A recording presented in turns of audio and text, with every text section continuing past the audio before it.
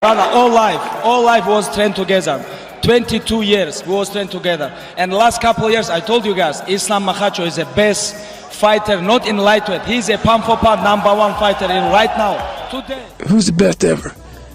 Ooh, the best ever in MMA? Ever in MMA. It's hard to say. There's a lot of candidates. Yeah, he's done. He's not coming back, you don't think? Well, his protege is Islam Makhachev, who's now the new UFC lightweight champion, and Islam is as good as him in that same realm. Wow. I mean, it remains to be seen whether or not Islam can have a reign the way he did, but he just beat Charles Oliveira as one of the best ever. Watch, just to see how good he is. The Dober fight scared me too. I was like, Jesus. Oh, God. Like, Dober was just fucked the moment he got him down. That scared me too. I was like, oh shit, if he could do that to Dober, make him look helpless.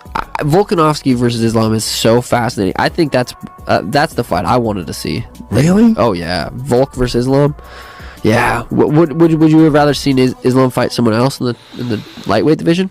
Well, who would it be? Benil. Maybe Dariush. There's a good argument there, especially he just won and he's due. Yeah.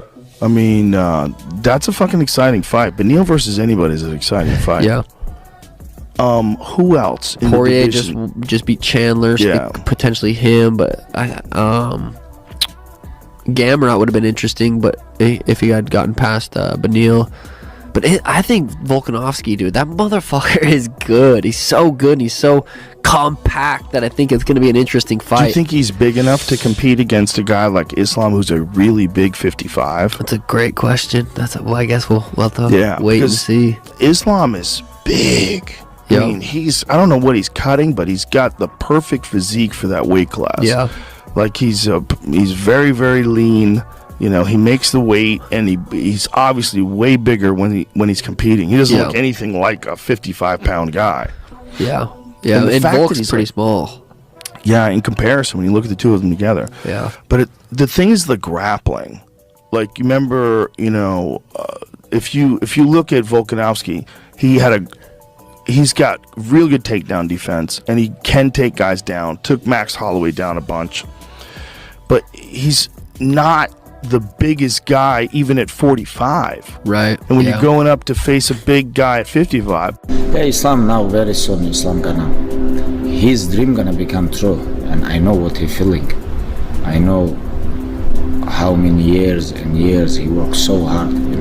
We know each other more than 20 years, and he was one of my father's favorite student. Когда Хабиб будет заканчивать, претендентом должен быть Ислам Макхачев. Мы здесь будем чемпионами и надолго в этом месте. And I know right now, without father, this is my responsibility to take care of him, to push him, to help him, and that's why we're together, and we're almost there. Like this is one of the biggest fights in UFC history. Charles is at such an elite level. Islam beats him so soundly that now you're like, I don't even know if it makes sense for Charles to fight him again. Yeah, that's insane. That's how good he is. Yeah. Islam in Kamaru? That's interesting if Kamaru beats Leon. But you're assuming that Islam wants to go up. Yeah. Like, he might decide that, he can just crush everybody at 155 and just run the division for a while.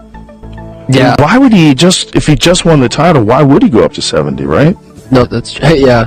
I mean, it would be crazy though if he goes if he beats Volkanovski, who's the 45-pound champ. He's not a double champ, but beats the 45-pound champ, beat the 55-pound champ, and then goes up and beats the 70-pound champ. That's fucking insane. Dude, look how fucking well he dominates on the ground here. Yeah, his next level. He gets his back. He cranks out a triangle while he's sitting there.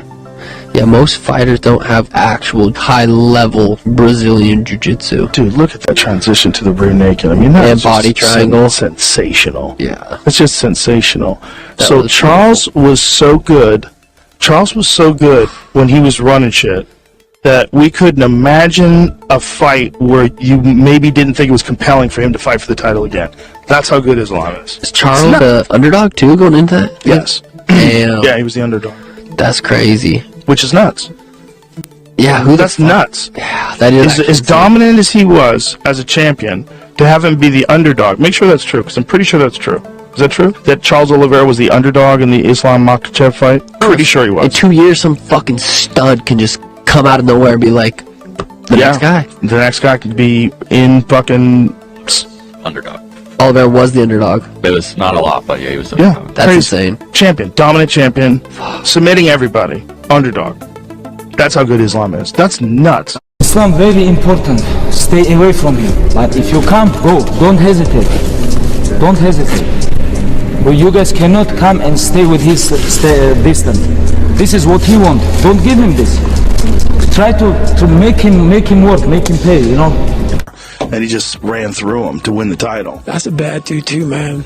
Oliveira's a bad motherfucker. And Oliveira's an interesting case, too, because Shit is Oliveira slick. used to be kind of a quitter. Yeah, I know. He kind of fell apart in many fights early in his career, and then he had the birth of his daughter, and then changed his fucking entire life. Changed the way he fought, changed his mentality, changed his discipline and his focus, and then became this motherfucker who's just dominating everybody. How old is he? Oliveira, I believe he's 33. But Islam's choke must be otherworldly. Yeah. He must be otherworldly. To do that to Charles? Not just that, like the moment he's passing, Charles is tapping. Yeah. Like his squeeze has got to be off the fucking charts. I talked to DC about it, and I said, "Hey man, I go, his fucking squeeze must." He goes, "Oh, dope." I had him demonstrate a choke on me. And I thought it was gonna be fun. You know, like, show me how you do that. Show me how you do it. He goes, dude. When he grabbed a hold of me, I was like, oh shit, this guy's gonna choke me. And that's DC. Yeah, DC's a thick bastard. He's a look at him, right? 2-division champion. But look at that. Holy crazy, man. The moment he gets to the side, watch this pass, clamps it down. Fast. Oh, they cut it. They cut a little snippet where he passes. Yeah. But it's once he passes. That's Charles just though. taps. Yeah. The most submissions in the history of the UFC. And he taps like that. Yeah. Charles's little run he had right there with... Amazing. Yeah, Chandler, Gaethje. Who else? Was it one more? Chandler, Gaethje. I don't remember. But yeah, that was... I want to see him win so bad. Poirier, that's right. Yeah. That's right. Islam just took him apart. Took him apart on the feet. Took him apart on the ground. Yeah. Like, that's how good Islam is. I don't even know if I've watched that fight because I was doing media and shit in the back after. So I don't even know if I really watched the full fight yet. But it's a good fight to watch. Yeah, I need to go back and watch that. Yeah, it's a good fight to watch. Wonder if Michael Chandler would have beat Poirier if we would have been more excited for Chandler versus Islam rather than Poirier versus Islam. Yeah, 190. 2-1 favorite. Almost 2-1. Yeah. 65.5% win probability to become the new lightweight champion. Damn. That's insane. Yeah, That's how that is. good that guy is. That is bananas. I feel like Charles fought a bunch, like back to back to back to back. He did. That's what you do, though. I mean, look what Izzy's doing. He's fucking doing it. Well, when he fought Tony Ferguson, that was like a big coming out party for him in a lot of ways. You know, he fought Tony Ferguson, and people were like, "Oh shit! Like, look how he dominated Tony." And when Tony didn't tap from that armbar, that gives me fucking that shit's gross. The craziest. I remember I've watched like Benson highlights of him being in submissions and not getting submitted. It's fucking insane.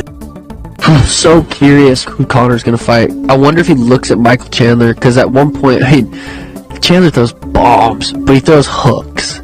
He throws some fire. Like, how does the USADA thing work? I guess he's not even in the pool anymore. If he's not in the pool, so how much time does he need before he gets back and competes? Once he gets back, 6 to the pool? months is what 6 they say. months. Yeah, that's a long time. Yeah. So, do you think his leg's still fucked up? What do you think is going on?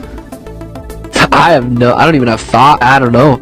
It's hard to say. I mean, I don't know why he was out of the pool. I don't know if they took him out because he's on a fucking yacht everywhere and he's just untestable. Like, what are you gonna how are you gonna test him if he doesn't? That doesn't seem fair.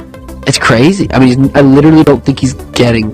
I don't think he got tested last year or whatever it was. No, I don't think he got tested. So this year, he jumps back into the pool in December. January, February, March, April, May, June. He can fight in June and July. Yeah, if he gets back in December, which is soon. Yeah. And if he does, who does he fight? But that's something that people need to realize when they're tossing names around. Yeah. Like, if you're tossing Conor, I want Conor, like, you're talking about 6 months from now minimum.